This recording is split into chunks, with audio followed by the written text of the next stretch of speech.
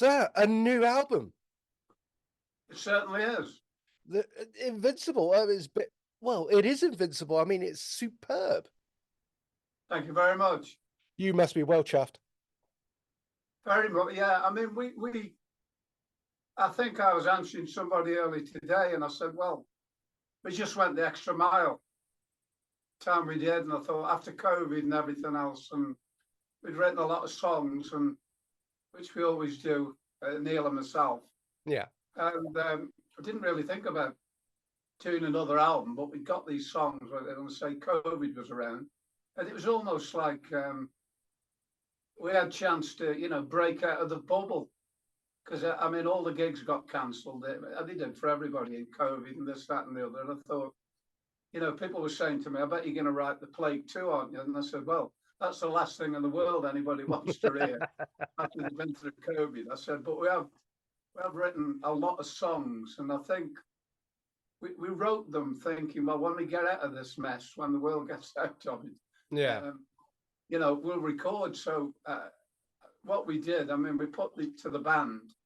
And it's a band now that's been with us quite some time, and all excellent musicians and harmonizers and that, and they were up for it. So we sort of tried a few things out, and yeah, it was like starting all over. It was fresh, and it was. And we thought, well, let's go for it.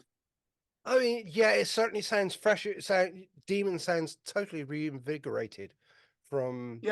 Not that you were tired before, shall we say, but this is like somebody's given you an injection of like eternal life and just gone, wow, that's it, let's hit it 1,000 miles an hour.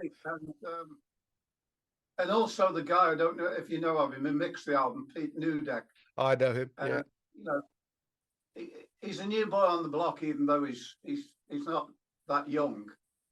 But well, I mean, he sits in his little cellar in Tewkesbury, somewhere that way. We went down, and it's a bit like going back to the days of Joe Meek or somebody, where they were sort of eccentric and sat on their own, and he just mixed it in it. And what was great, it was mixed the way it was done by us, if you know what I mean. I mean, yeah, the way we put it down with the enthusiasm, it would have been easier for a mixer to go in and dampen that enthusiasm, put his big stamp on it, and take it the other road. But he let it breathe, and it was almost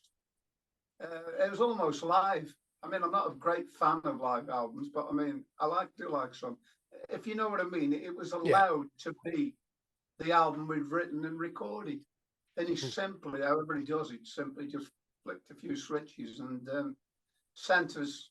I mean, he did a couple first. We sent them to him because we know him, and he sent them back. And I thought, wow, yeah, it's so basically the final puzzle of the journey that we come on. The enthusiasm, the awaken, like you said. Somebody came down and left the monolith in my back garden or something like that.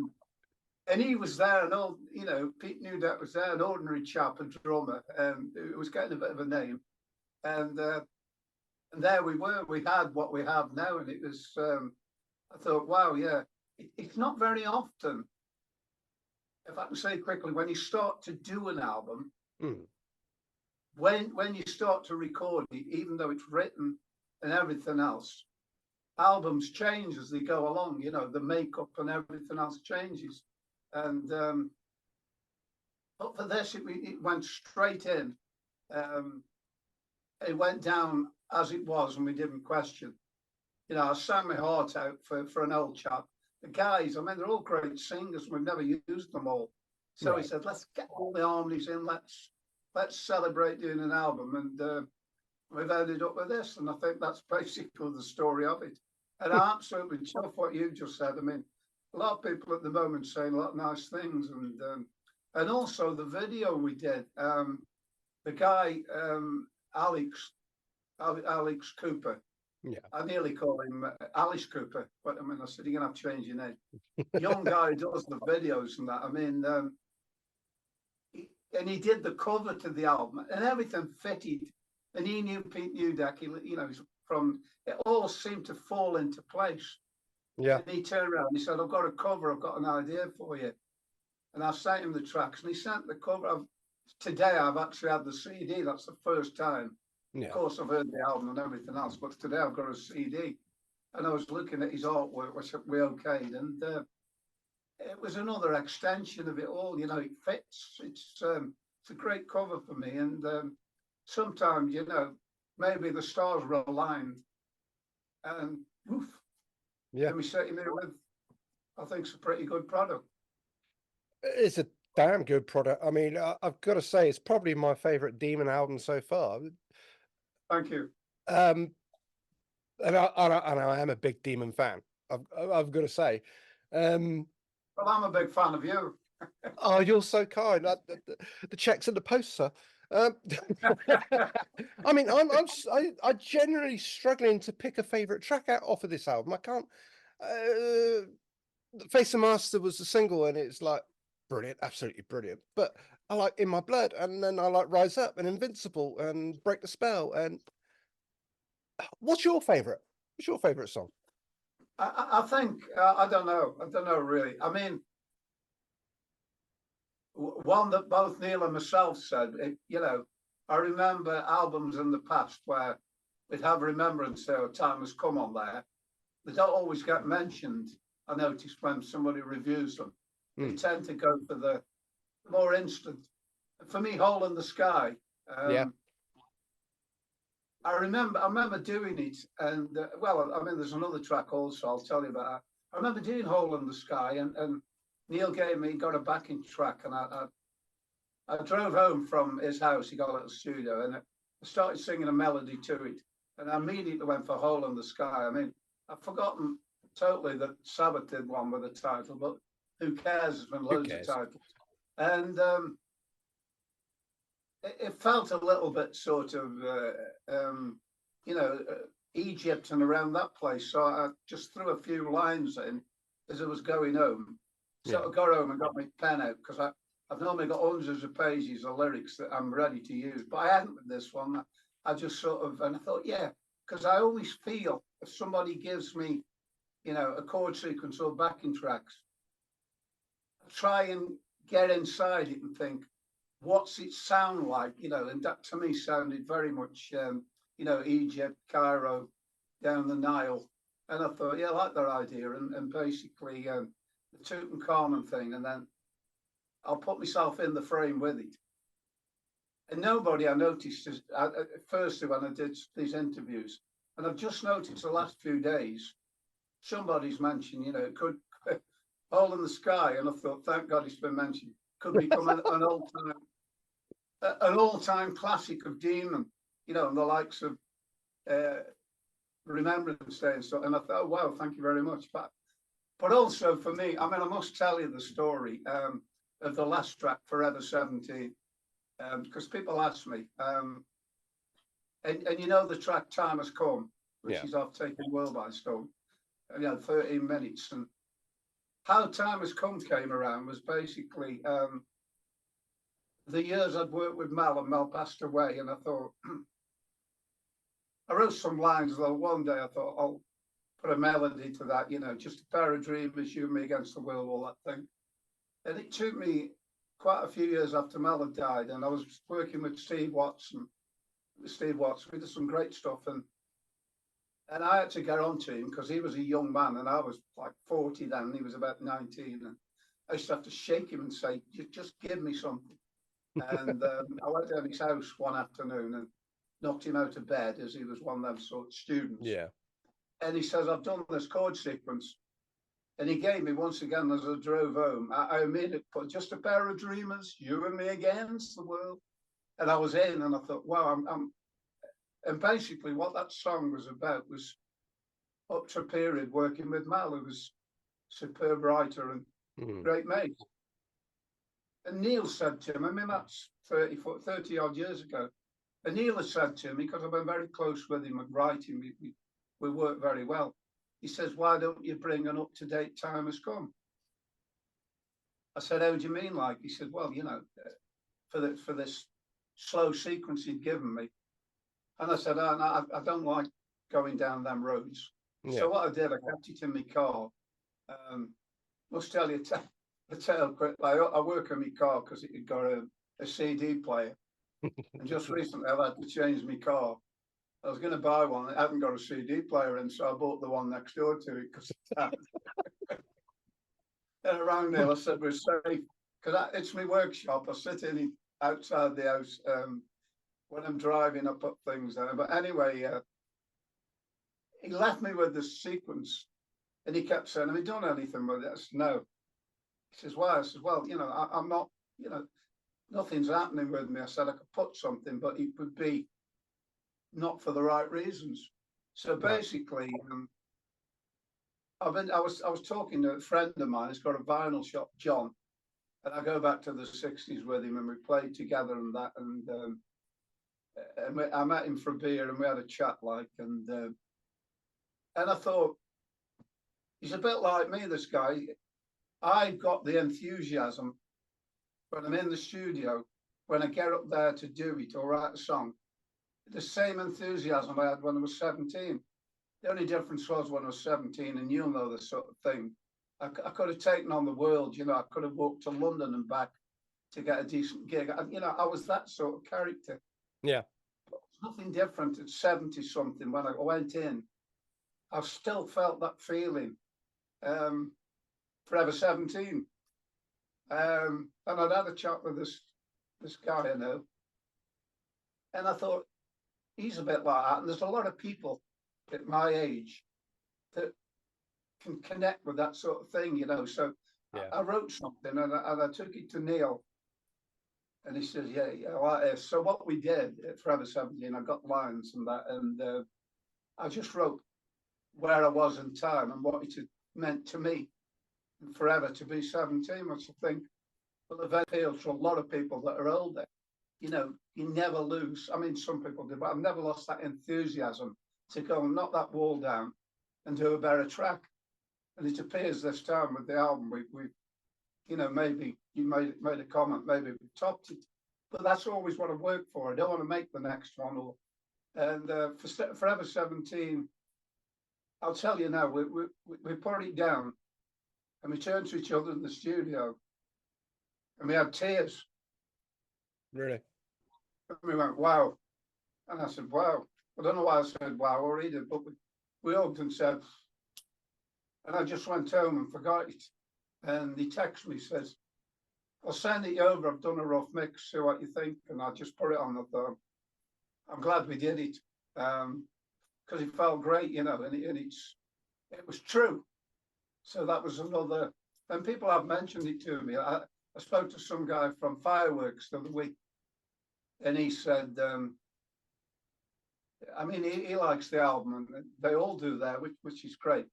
And he just said that Forever 17. I thought, oh God, I'm glad one or two are mentioning that, like with Hole in the Sky. He said it's just a beautiful track, and I love it. So I thought, well, okay, that for me means we did the right thing, because I was biting my nails when we put it on the end of the album, because we could have got another 10 tracks we'd recorded, which is not normal, that we could have put in there.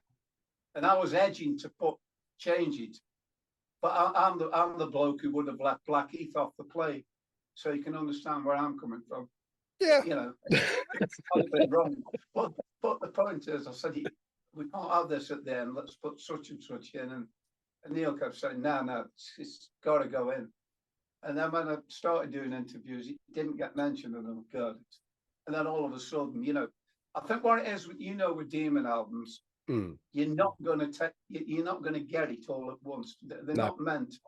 I mean, you know me. I'm a follower. I was a Pink Floyd man. I was a Deep Purple. I was a David Bowie. And for me, I always wanted to make that sort of album. Yeah. Where you bought Dark Side of the Moon, and then the next thing to come was Wish You Were Here, which is classic, but totally different. And for the first play, I think, what's happened here? But I love people when they do that, because I don't see the point of doing the same album time after time. So for me, I always try to make it better. And, I think I just answered for Forever 17, Hole in the Sky. And I like them all, though, because I can actually play it on my CD player now. They sent it me today. I'm I've been glad playing I'm it not on the only one with a on CD player in the car. phones and everything. I can stick it on and I can judge it then. But Neil's called me early, said he'd had it through, so I nipped it. He's got a shop, so it was sent to his address, so from Frontier. So he gave me the odd one or two, and I brought it home. And before I got home, he said he sounds really good on there. I said, "Oh, thank God for that." Okay, so what's next for Demon then? I mean, I suppose touring would be a hopeful thing for me. We've got dates. I remember Rock Hard Festival Sunday in Germany. Then there's another. We've got a couple of days we come back. And we're doing one in Germany again. And then next month, waited 40 years for this, and it nearly happened. We've got 2 dates in Tokyo. Wow. On the 14th and 15th of June. Amazing. It was cancelled last time because of COVID. Sorry, cancelled the time before because of COVID. Just after COVID, they booked us again. But if you remember, a couple of years ago, they had an earthquake near to Tokyo. Yes. And also, on the day we would have played, one of their leaders was shot, assassinated. It was only a couple of years ago. And I said, well, if we'd have been there, that would have been awkward, wouldn't it? Because obviously with the Japanese, everything closes down in that sort of thing. And also 15, 20 years ago, I mean, we've been on just about every company, from Pony Canyon to Polydor and I've got all magazines at home, front pages and everything. And when we do Sweden Rock or Germany and that, I mean, there's always Japanese. I mean, they're absolutely fanatical people. Yeah. And I thought, well, I haven't met many of them, but there's going to be a few thousand there. This could be, this could be the thing. But I'm really looking forward to it because I've got it down in my, my wish list. Yeah. And I thought it's never, mind you, we're not there yet, so I thought this is never going to happen because every band I know from our ilk or whatever is, oh yeah, we've done Japan, and but strangely enough, on Sunday, we've got Rick out of Magnum, the keyboard player. Yeah. Because our keyboard player said some time ago he couldn't do it. So he's working with us on Sunday. And I said to him, how many times, because he'd been with Magnum a long time. And I said, how many times have you been to Japan? And I couldn't believe it. He says, the only time I went, and I was 19. And he said, because of his job. Wow. I said, you mean to say Magnum never went? He said, no, they were everywhere. And I can't believe it. I said, he said, no, and I think he's been with them about 7 or 8 years. Yes. So there's another band that didn't do it, probably won't now. No, unfortunately. I met Rick actually once in Norway. That was 6 years ago. So, very nice chat. Yeah, yes, yeah. So what about UK dates? Can we cross our fingers and hope for an extended tour where I can come and see you about 5 nights in a row? Well, we've got British dates. We've got Sunday the 9th before we go to Japan. We're actually in the town where I live, Leek. They have an arts festival. Right. They have people like Tony Christie, they just had that, but they have everybody. They have Fairport Convention, and up until COVID, we used to do quite regularly. It gets well supported, and the fans turn out. But we're doing that on the Sunday of the 9th before we go, and then later on in the year, Club 11, which is in Stoke-on-Trent area, which is Paul, who plays guitar with us. He owns the club. In fact, that's where we did the video with a green screen, the one in the church and that, just with a green screen and then the guy sent it to us, and there we were all in church and blaspheming. But anyway, we do 11 in November. We've got we're doing London in October. What's the one everybody does? We've done it before. Anyway, there's one in London, one in Cardiff. Right. And it's not on the site, it's on there anyway. But I mean, there is other things to follow just at the moment. There was talk of going to South America in over that period. Another place we've met so many times. I mean, I've done interviews with Bogota, Rio, and everything else, and papers and releases. But I think these people think we don't want to go, you know. And I said, no, you just get us the right promoter, and we'll be over there. But I think at the 11th hour, and plus this album, and I think Frontiers, I must admit, are doing a great job. I mean, I mean, they put what's his name, Face the Master, out 3-4 weeks ago. I mean, it's done about 50-odd thousand hits, Really? going strong. They've then put the new one out, which is In My Blood, which is going in today. That's out on there. And also we did like a lyric video, but with Alex, done a great job again of like the universe and that, and Yeah. the track Beyond the Dark Sky. So there's 3 in a row there. And, you know, they're reaching, you know, we've done it on our own, me and Mike Stone, for the last 15 years on their label and everything. And I mean, it's just fantastic with these people because, I mean, you know, they're everywhere and on the ball. And it's nice to see, you know, a major company, which they are obviously throughout the world, you know, doing what they're doing and supporting us greatly. And I mean, we've done Italy many times and all. We must be the only band ever to play Venice twice and never see any water, which is a fact. It's true. We played Venice twice and never saw any water because I think we played in the industrial outskirts of. Yeah. But anyway, we've done Italy a few times. Always have a cult following there, and I think they have a festival, and all Frontiers do. And so, as far as gigs, yeah, I mean, we're just ready to go, you know. Yeah. Yeah. Okay, I'm not going to hold you up too much longer because basically it's a sunny day and we all got lots of things better to do than speaking to me. I'm gonna have a pint with my son. Yeah. Come round from work, so we'll go on a pint because it's a bit warm in my conservatory here. So my wife's locked me in. I mean, son, they haven't put any ventilation or anything in, so I'm ready for a pint. But It is as good as excuse as any I've heard, I must admit. But I'll stay as long as you like. Put it that way. No, I know you've had a busy day, but I just want to say, great to talk to you, and I've got a smile on my face at the moment because you know, it's a bit of a turnaround. We're demon. I keep saying to people, do you remember we're demon? These sort of things don't happen for us. All these nice things and videos and.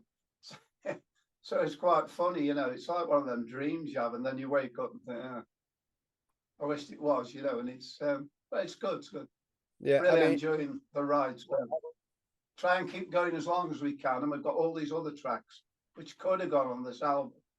So basically, we're gonna get straight steam into them, and you know, maybe next year they're out. I'm certainly got my fingers crossed for that. I have to say. Dave, it's been an absolute pleasure as always. I wish you all the very best for Invincible. I believe it's out now. Take care. I will see you on the road. I might travel up to Leek and see you in early June just to go and just to say hello. And I wish you all the very best, sir. Thank you. You are a gentleman. Thank you, Dave. Thank you for everything. Have a great night. Thank you very much.